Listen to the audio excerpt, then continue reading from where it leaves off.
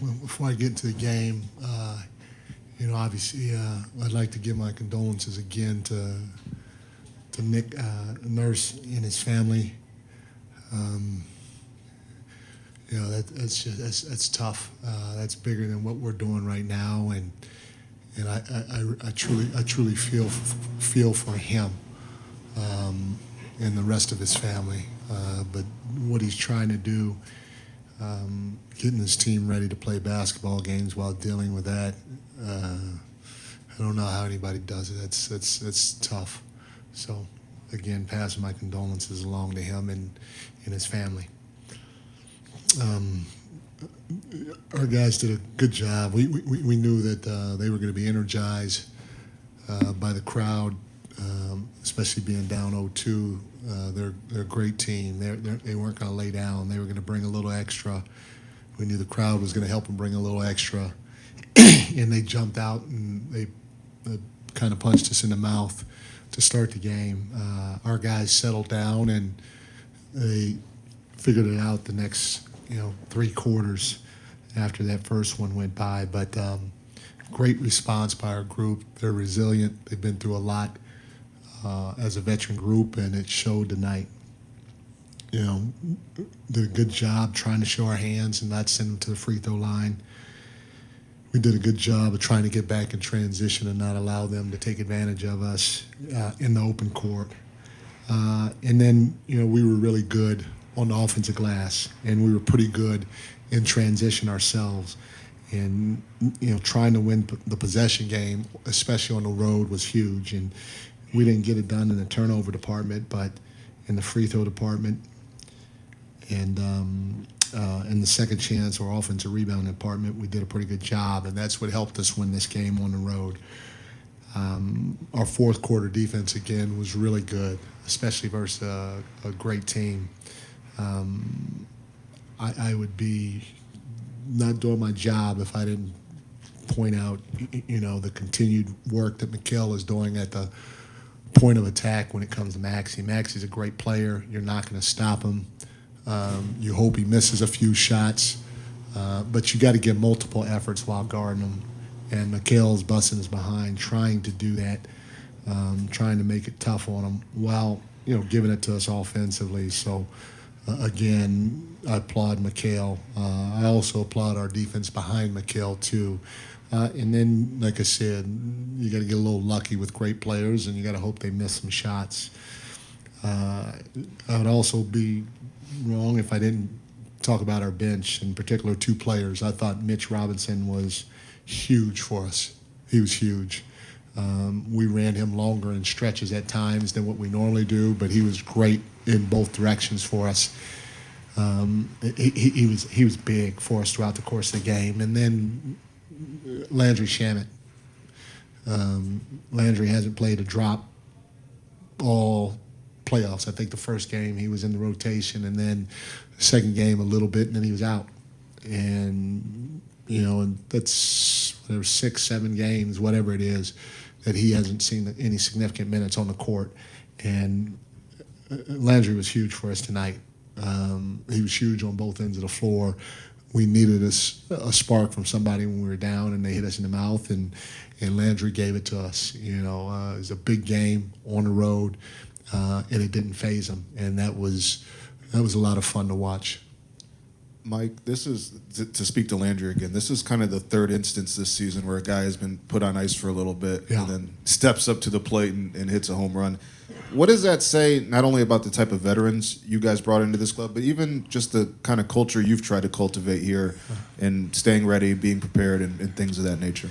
As a coach, you love to see it, and that's why you give different guys opportunities at different times. Sometimes you start Landry, sometimes you start Mo, sometimes you start this guy. And what hopefully it shows at the end of the day coming from me is that I have confidence in them. And not only that, your number can be called anytime, so be ready. And our guys have taken that to heart. We got a lot of good guys that are resilient, they're fighters, and they've done a good job of keeping their mind or staying present in whatever we're doing. And it's showing when they go out there and get the opportunity. And so, it, showed with Jordan, it showed with Jose, it showed with Landry. And so I applaud all those guys for staying present, staying ready, but I also applaud their teammates for keeping them uplifted, because it takes everybody to show that support throughout tough times or times when you don't play, when you're expecting to play. So just a fantastic job by Landry tonight and by those other guys prior to tonight. Mike, you talked about Mikal at point of attack on Tyrese. Yeah. Looks like times you also used him on Paul after Paul got off early. Yeah. And then I think even there was a couple times in a row he was guarding Embiid. Just was he giving you a little bit of the OG thing of just guarding everybody who he's needed on? Yeah, obviously with OG out, we were down a big wing. And so, Mikal had to take that part over. Now, we're not switching Mikal necessarily on Embiid, but if it happens, he's just got to play him without fouling. And Mikal did a lot of good tonight defensively, no matter who he guarded, and he was big in helping us get the win because of it. Coach, with Mitch, dealing with Embiid's kind of a handful physically. Yeah. Is that what you were talking about when you were lauding his performance today, his defense on Embiid, or what? For sure, but also, you talk about being physical without fouling defensively. You can be physical without fouling offensively too.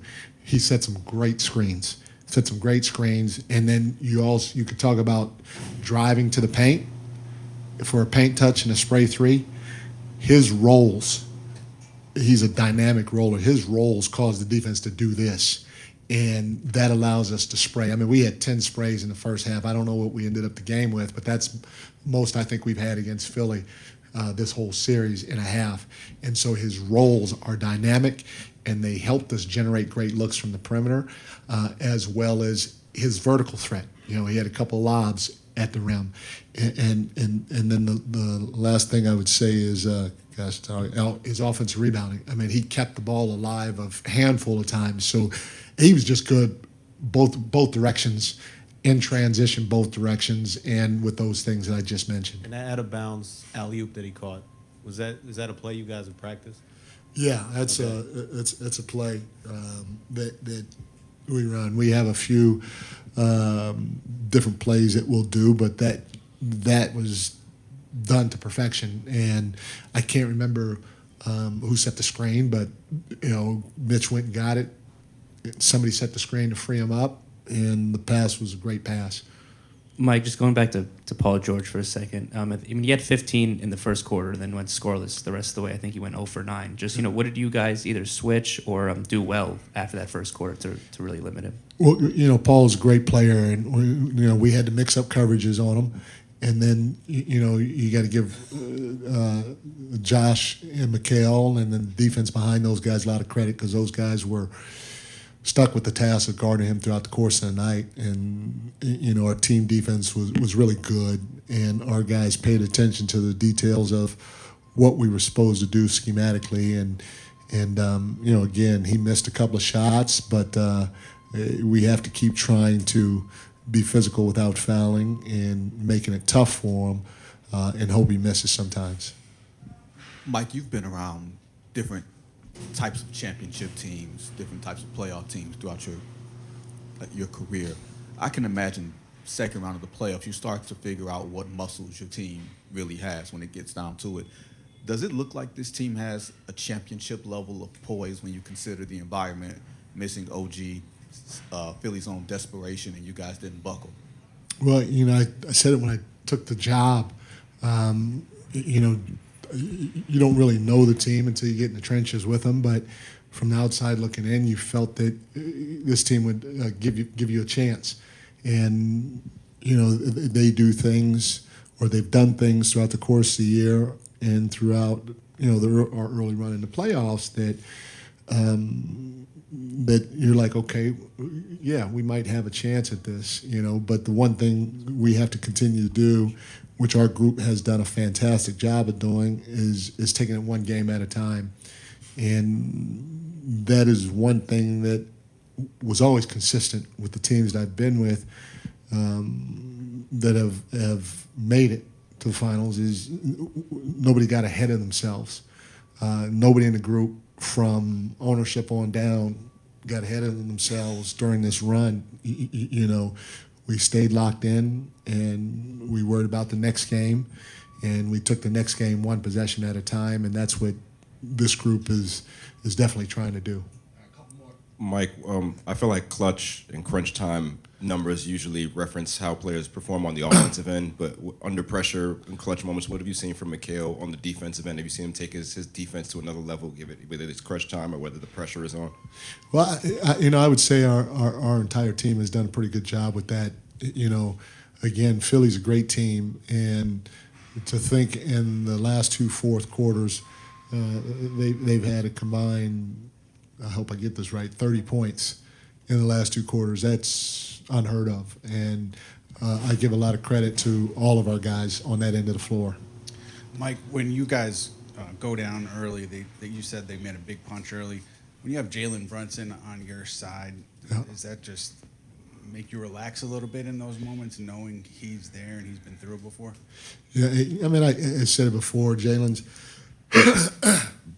what's the dude's name on Snoopy? Linus. He got a blanket. I'm Linus, and Jalen's my blanket. So he gets me. He helps me relax in a lot of different times throughout the course of games. But you know, that's what great players do. They keep you poised. They make the game easier for everybody else, and they help you get through the stretch. Thanks, Coach. Thank you, guys.